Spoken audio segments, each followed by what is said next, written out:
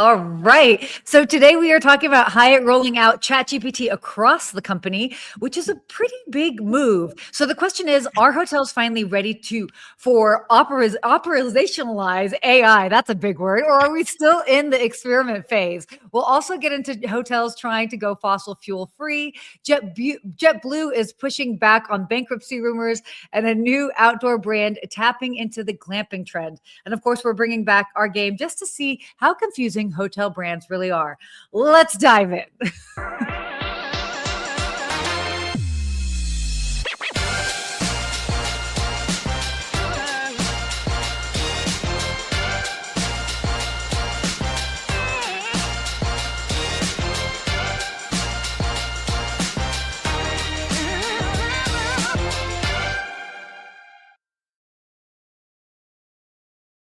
Well, that was a mouthful. Blah, blah, blah, blah, blah, blah. That was a good opening read, Sarah. Oh, Professional. Good not all of us can be perfect. What? It's hard, but you do a good job, Sarah. You do a good job. I kid. Well, good morning. It's Good nice morning. to see you. I know. I'm bummed out we don't get to do it live again in person. That was so much fun to do it live. I think it's just more fun that way. But I will take this since we're on two different coasts. Totally. Two different time zones, but always fun here. Yeah. I have a random question for you. Oh, We're gonna over the show here. Have you been to Bali before? I have not been to Bali specifically, but I have been to Indonesia. I need to go. I have a crazy story about Indonesia. Offline. No, not bad. It was my tour guide ended up dying in my arms, and it was this whole interesting thing. And we went to all these temples, but I love it, and I can't wait to go back. So, you didn't think that was going to be happening? No, I didn't think that would be happening there. But I just got into a black hole of watching videos of all the different resorts and all. I just want to give a shout out to the creators that are creating like these in-depth, videos of all the things going on in those hotels, because I just got into a black hole of like all the different amenities and mini bars and all those kind of things. So are you watching everything on YouTube? On YouTube, yep. Yeah, that's a dude thing, I think. Somebody correct me if I'm incorrect. I feel like that's a dude. I can't get into watching stuff on YouTube. But wait, before we dive into all of this, we have a sponsor. Do you want to go ahead and give a shout out to our sponsor? We do the sponsor for sure. And one, I saw Lou said my internet's fuzzy. We can't figure it out. We have fast internet here, Lou. We're trying to figure out why my video is fuzzy, but we can't figure it out today. But anyhow, before we get into our show, we need to make sure we give a shout out to the sponsor that makes this happen for us. We're giving a shout out to Vrbo. Vrbo is a sponsor this month for our show. And if you are listening and you have an eligible property with Vrbo, using the link in the show notes, so make sure to check out the link on the screen at vrbo.com/good morning, you can earn 1 key cash for your next trip. So make sure to check out Vrbo. They got a lot of great properties on there. I'm booking places on there. You guys should be booking places on it too. And we love having them as our sponsor for our show. So shout out to Vrbo.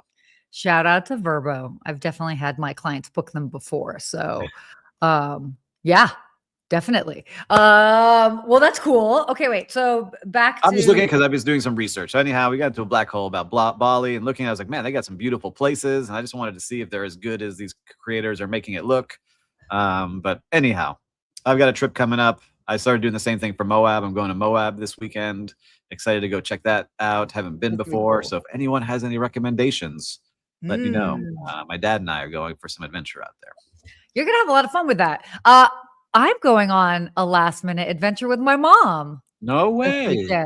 Literally, it just came together yesterday. I'm laughing because I was very much looking forward to being home. And I'm working on some things, my book and all of that stuff. And I get an ask, not yesterday, but the day before, hey, do you want to go to Mexico this weekend? Just outside of Cancun. And I was like, oh man, I wish it would be even like 2 weeks from now. And then I was like talking about it and looking at it. And then I could bring a +1. And I'm like, Mom, you got to come with, because she hasn't been to Mexico since like we went in, I don't know, 1998 or something. Wow. She hasn't been in a long time. And so coming together, we leave Friday for Mexico. All right. Very nice. I know you're friends with a lot of the cartel leaders there. So that should be really cool. Yeah, we go way back. Oh my gosh. That's what happens when you grow up on the streets of Atlanta. You're good like with everybody everywhere. So Why don't we go ahead and should we talk about some hospitality and hotels I and think that's what people tune in for. So, I yeah, think we should do it. don't want to hear about my cartel um, relationships. Okay, so our first topic here. This is pretty interesting. I know that you're going to have a lot to say about this. Hyatt is rolling out ChatGPT Enterprise across the business. They're rolling it out across multiple departments, including marketing, finance, customer experience. And it's one of the first large-scale AI deployments in hospitality, which is why this is so notable. Did you take a look I at this? did. I read this very in depth. I wanted to make sure we were going and finding all the details, and I could not figure out how they're going to be truly using it. Right. That's the one thing I've been seeing is like everyone's deploying it. We talked about Minor Hotels last week, and thanks for Minor for reposting our show. I saw them do that as a brand. Hey so thank you for doing that, Minor. But for Hyatt, I'm reading. Sorry, they're going to be doing it across the board. They're not building something from scratch. They'd rather use ChatGPT to go across all of their different products. I'm just trying to figure out as a user, as an operator, I'm on site, I'm a GM, I'm a F&B director, I'm a pool manager. Like, how am I using tools? And I don't see that listed anywhere yet. So if you're working at Hyatt right now and you can give us some ground floor journalism, please let us know. I would love to see how you're using it, how it's different than just using ChatGPT by itself. Are you really getting all of the information? Like if Sarah and I were staying there, would you be able to see our info and like our past stays and our likes? Mm-hmm. What are you actually seeing? So that's what I'm curious to see. But I love that they're doing it, right? Yeah. They're 3 years of experimenting, making sure that they can use it. But if you're not going to start using it, you're falling behind. So that's what I think these hotel companies are really starting to see is it makes people way more efficient. That's what we want. Yeah. We want people to be efficient, get back out and help guests make a great stay. But what are you thinking when you're reading this article? Yeah, I mean, I feel like we're kind of starting to get into the early phases of more than theoretical, more than just trying and implementation, but we're actually seeing results. We're seeing how it's being used in the day to day, and then ultimately like the improved efficiency. I mean, there's numbers and real data behind that.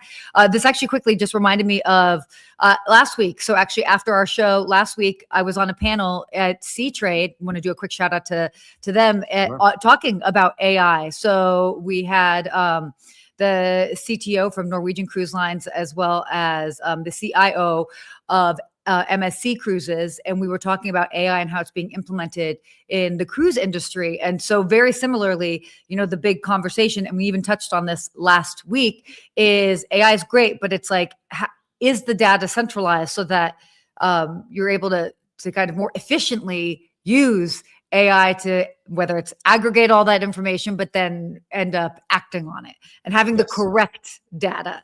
So I think it's great that we're seeing that Hyatt is doing that. And again, we're just going to continue to see more and more big brands, be it hotels, be it cruises, obviously airlines as well. I mean, we're all sitting on a gold mine of data, and it's just how do we act on it in a way that actually ends up helping the guests and streamlining the experience in the back end.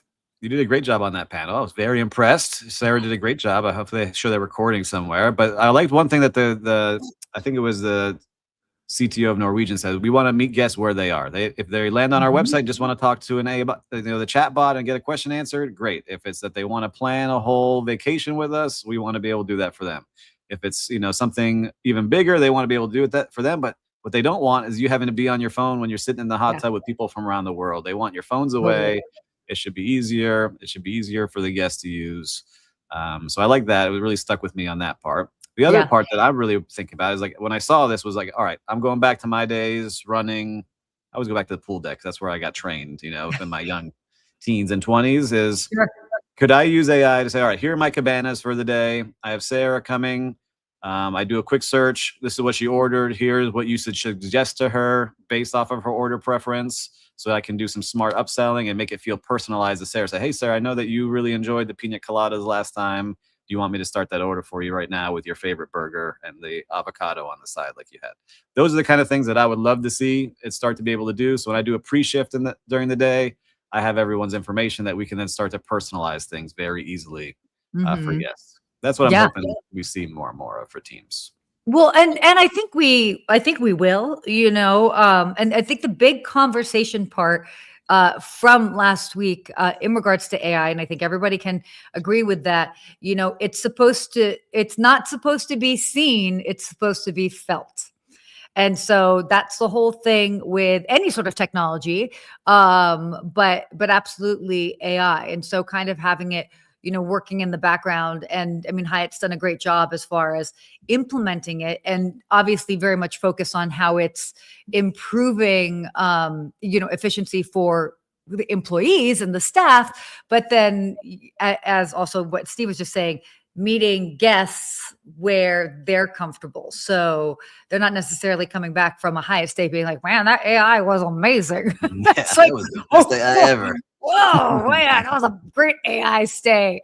Hopefully they're thinking about other things or how they had a great time and that just things were seamless and they got to have, wonderful time connecting with loved ones or doing whatever they were doing there. So at the end of the day, it's a tricky space because it's got to be one of those things that's almost thankless. It's just happening in the background and people don't know why things are easier, but they just are. I like that. Yeah. So there you go. That's our lovely AI moment here. Well, why don't we go ahead and move on to this next topic? Because I saw this. I actually, it's coming out today on the Skift Daily Briefing. Did a deep dive into this, but I was blown away. I mean, I'm also not a big sports fan. And so, there's some numbers that I don't always know, but World Cup travel costs are rising fast. And by the way, it's not just the cost of the tickets. This part is crazy. So I didn't even realize. I mean, I don't know. I figure obviously prices of tickets go high, but they've got World Cup tickets that are $11,000. More.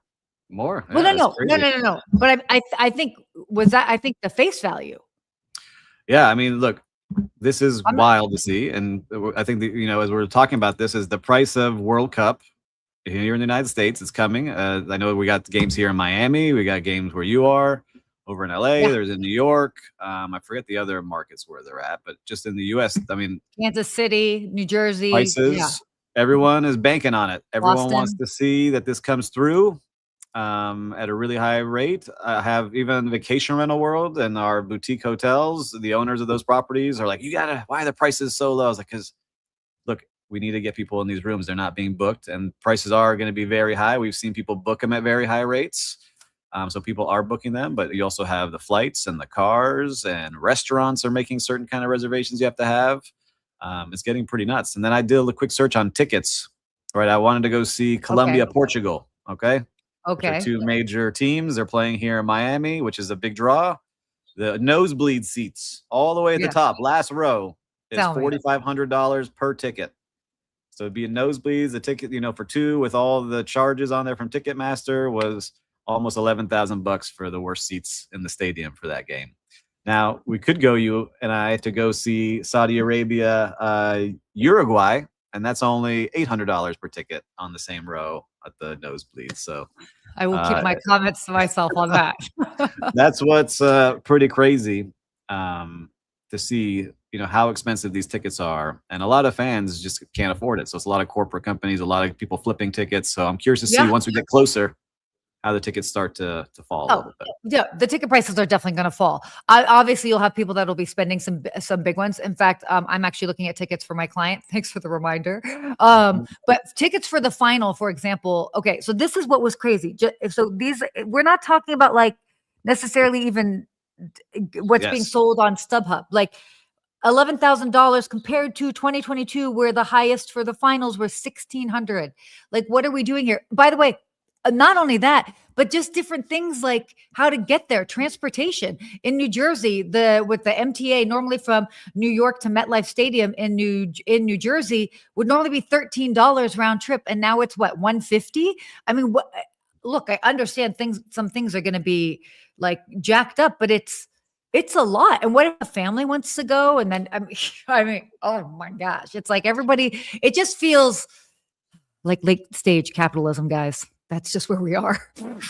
Listen, people are paying it. You have a lot of big companies buying the tickets. You have a lot of big sponsors paying for these things. I think you'll see a lot of the influencers and people showing up. It reminds me of when F1 first came to Miami. Everything was sky high. And then a lot of people ended up going. They didn't have to pay. They were invited because there was in boxes and different seats. And they were getting people there. But Hmm. 70 members of Congress, they wrote to FIFA president and see if we can get these things down with great concern. But I don't think that's going to do anything at this point. People are paying, and I'm curious to see what happens as we get closer and closer to June. We'll see. Oh yeah, June, July. now they decide to work. That's great. Like this is the pressing issue. Anyway, I mean, I don't know, it just drives me insane. And obviously, like the free sort of the fan festivals that they used to have that would be free, those are obviously pay to play. So I can potentially understand that depending on, you know, how much it is, but it's just like I don't. But everything. No. You got watch parties at restaurants. You got so many things that come off of these big events that come to the city. So I understand it's good for the city if we can really dial in, you know, something to learn from. I think the last time we had the World Cup, it was like 1994, if I remember correctly, because I remember my cousins are from Venezuela. They were traveling, chasing Brazil around the U.S. Sure. And you were able to do it because it was affordable at that time to buy tickets and go do those things. So interesting to see how that works. Yeah, real interesting. It all comes down to dollars. It's such a weird time because it's like you've got so many people that are like they're really having a tough time, and businesses as well, trying to stay afloat. And then you've got this that's going on. At that, like, at what point is it just like, okay, can we just? I don't know. Like, more expensive, yeah. Things are more expensive. That's a bigger show to talk about. Like I went out to a little local cafe, a little Italian cafe that I want to support more. But I ordered a plate of pasta, a plate of pizza, and a salad shared for me and my two kids. And it was $75, right? Just for those three things. No wine, no drinks, just those three things. So it's really hard. And I'm sure for the business owners, even harder when fuel gets more. So that gets more on the delivery charges. Price of food goes up. Price of all your supplies goes up. Electricity is more expensive. Everything gets more expensive. So you got to cover those costs. Let's see what happens. So I'll see you at who's going to invite me to the Colombia, Portugal game. I've got $100 for you. Let's go. Oh my gosh. Okay. Instead of inviting me to a game, we could just go like,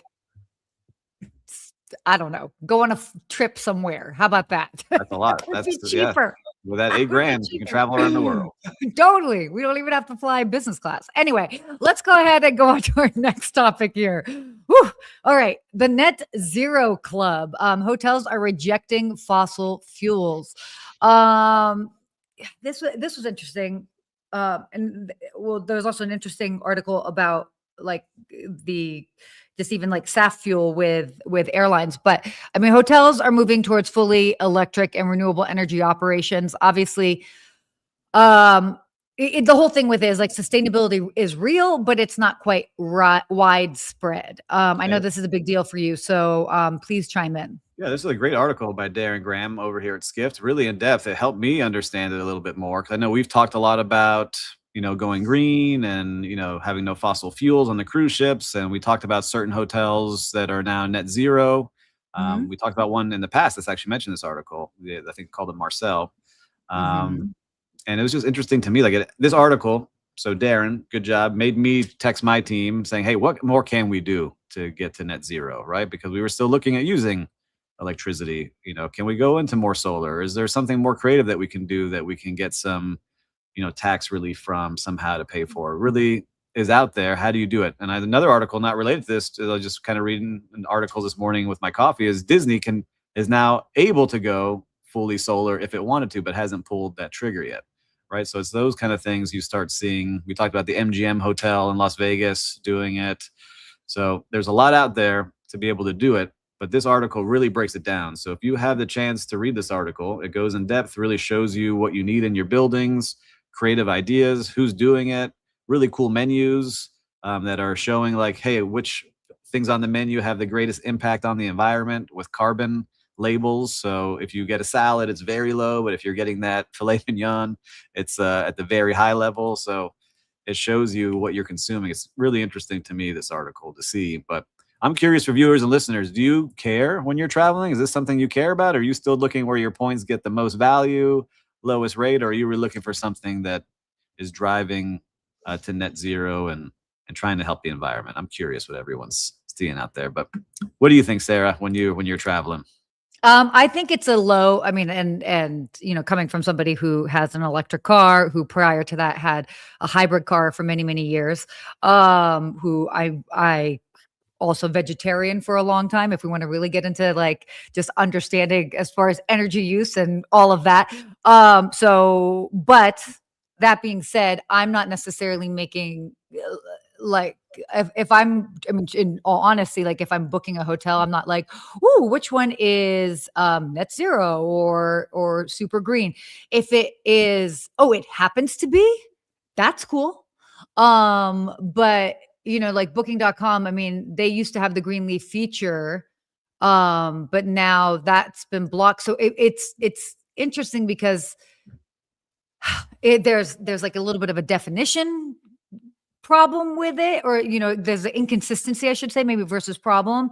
And then I think at the end of the day, how much is it necessarily impacting where people are choosing to stay? And I don't think that that's a very high percentage. As I mean, Yeah, some again, companies, like if you have a conference hotel of your drive conferences, a lot of the people booking those meetings, that's part of the RFP, right? So part of that proposal process is what does your hotel do to be more green? And they choose places based off that, which I love.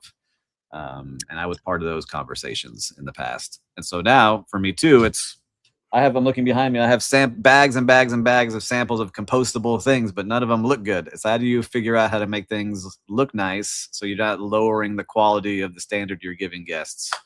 I think that's the challenge we have too. So if you can do power, sustainability stuff on property, because you just walk through a hotel, you realize how much garbage is made every single day, from the hotel rooms to the kitchens to the public areas. It's amazing as you really start walking through. So anything we can do to help, we do. But when I walk some of these back of houses and I just see water faucets running all day, plastic bottles piling up, it's hard to feel like you're making an impact. But every little thing counts, I think.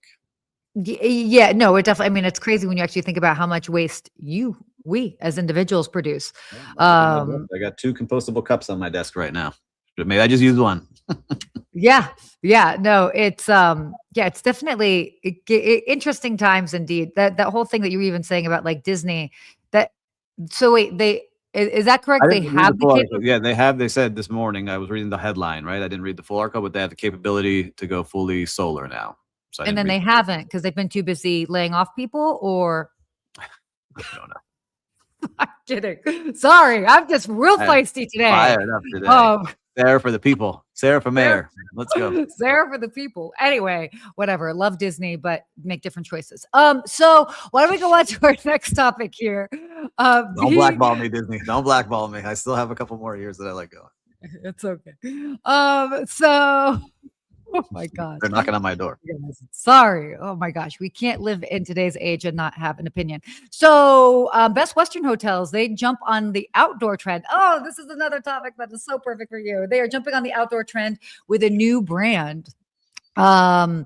And so they're basically betting that it can rebuild a soft brand portfolio, World Hotels, which ended up shrinking during the pandemic, with a new upscale camping brand, and adding a portfolio of European independent hotels. So the new outdoor brand is called Backdrop by World Hotels. And I mean, the brand will debut. I love this. Big fan of Zion. Will debut with a resort near Zion National Park, and then river cabins in Asheville. Everybody loves Asheville, and an eco lodge with fine dining in Honduras. So, okay, talk to us about this, because I know you got a lot more to say with me about the whole like outdoor.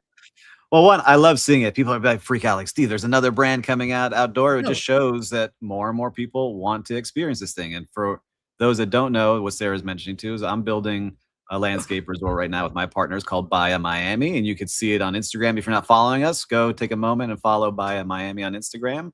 And we have our second location we're going to be announcing very soon. So we're excited to do this because people want to be outdoors more, and they're willing to pay for a great experience. And you see it in the rates. I was looking, at the article here that Sean O'Neill put together, which is another great article here on Skift, is the Sage Outdoor Advisory, which is, we know a lot of people there. Shout out to them. They're saying that this is going to continue to grow. And, worldwide right now, I think they say there's 740 glamping properties with only 3,400 units.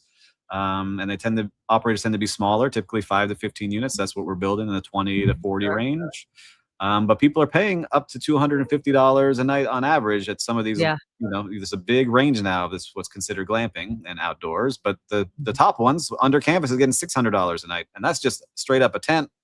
You don't have AC, it's a fan. Those are in beautiful locations, but people want that fun experience. And I find myself tending to lean that way a little bit more, right? When we were going through the cruise ship area, I wanted to go see what National Geographic's cruise expedition was going to be showing. And I started chatting with them.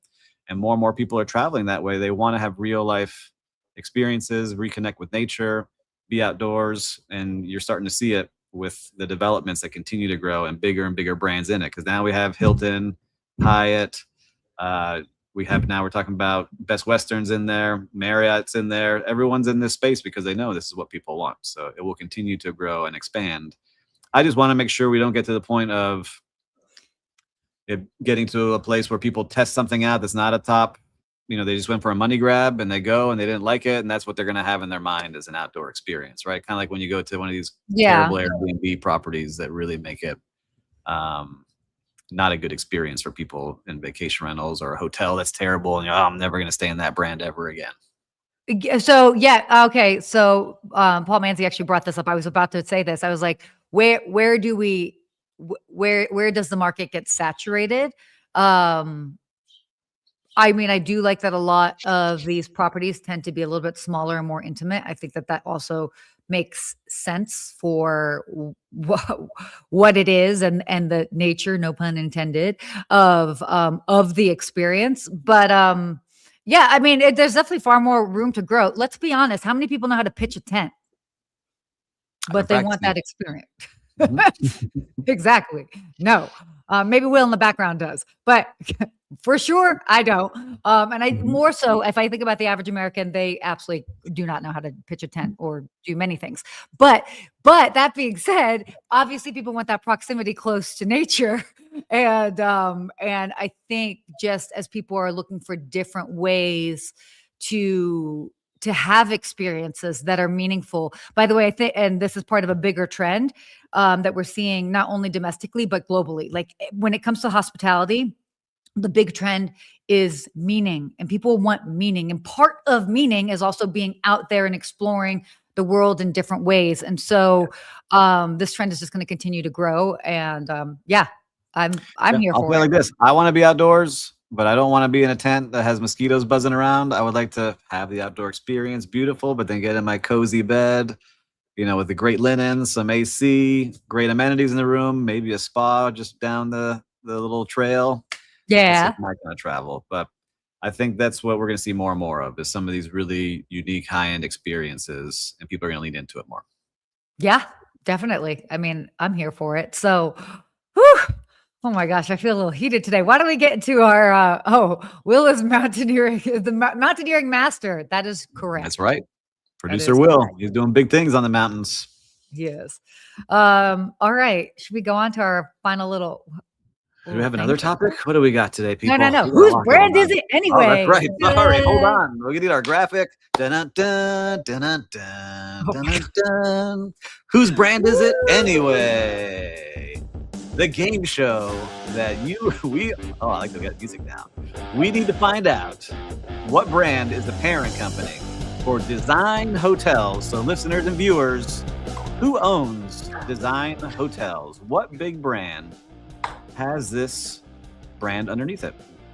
And Design Hotels, I have no clue on this one. You know, I felt good last week. I got last week's correct. I got this one. I'm going with... Oh, can I say it? We should write down our guesses. Oh my gosh. Now that's getting too high tech. Okay. But I got mine. Are you writing it down? I'm going to write it down. I don't have a piece of paper. Fine. Oh my gosh. I do. I got it. I got it. Oh my gosh. Marriott. I was way off. I said Accor. Oh, way off. bruh. Way off. Can I see that one more time? Design hotels. Yeah, they're Let me not technically see. fully integrated, but you can use points to stay there. So there's that. If you would like more details, happy to provide them. Boutique Hotel Luxury Collection. We are Design Hotels, a collection of 300 independent hotels rooted in design, locality, and culture. Mm-hmm. All right, Design Hotels. Very cool. Yeah. Destinations, a lot of fun spaces, a lot of European areas, Australia, Bolivia. Samsonite. All right. All over the Samsonite. place. Manzi. Oh my gosh. He said Mm. Samsonite. I was way off. Very. I was way off. Oh, Dumb and that Dumber. was If you don't know Dumb and great. Dumber, the movie. we got it. Yeah, Kate, you were Good right. job, Kate. Good job. Oh, I man. do love this game. It just shows you a lot of brands out there, but it looks really nice. I'm on the website. So check out Design great. Hotels if you haven't yet. They got some cool places. They're great. They're definitely fantastic. So, whew, man, I feel like I'm out of breath from today's show. I got all heated. You're fired up. I love it. I love it. I love seeing you Oh, man. passionate about defending the people out there, Sarah. Oh my gosh. Yeah, that's right. But yeah, no, I mean, look, it's interesting times. There are a lot of changes that are happening, continuing to happen. It's so yeah, it just is interesting how we navigate it because obviously businesses still need to run. And you know, the landscape is changing. The cost of living is changing. The oil prices are changing. Also, not all oil is created the same, or is the same and can be used for the same thing. So it's a challenging time out there. Do you guys don't want to come to my TED Talk about oil? Do you? That's going to be on our next show. You can click on the link below here where Sarah talks all kinds of Sarah and crude prices and which stocks to bet on. We're going to it next. Oh, we can definitely do that. Anyway, kidding. We went long today. We love what we were talking about today. Some great things. We talked about AI. Yeah. We talked about sustainability. We talked about getting outdoors more. And a big shout out to Vrbo again for being the sponsor this month. If you haven't checked it out, make sure to check out Vrbo.com/good morning to make sure to support. You got a lot of great things going on there. And as always, we shared a lot of great things here. Sarah was fired up with a lot of fired up topics. Make sure to share with your friends how fired up Sarah was today, because I'm sure they're going to be just as passionate as she was about the things that she was talking about. And make sure to subscribe. Why, Sarah? Why should they subscribe? What's the one benefit? There's a lot of benefits. There's a lot of benefits. Well, subscribe so then you always know when we go live, but also help support us so we can continue keeping the show going. Yeah. And it's free. There's nothing free. We just talked about how expensive everything is. Go click that button right now, people. That's right. Go for it. Oh, and then we should end on, as always, stay hospitable. Hospitable. Keep it hospitable. Keep it. I don't know. Sign off. Hey, he's blurry. Get him out of here.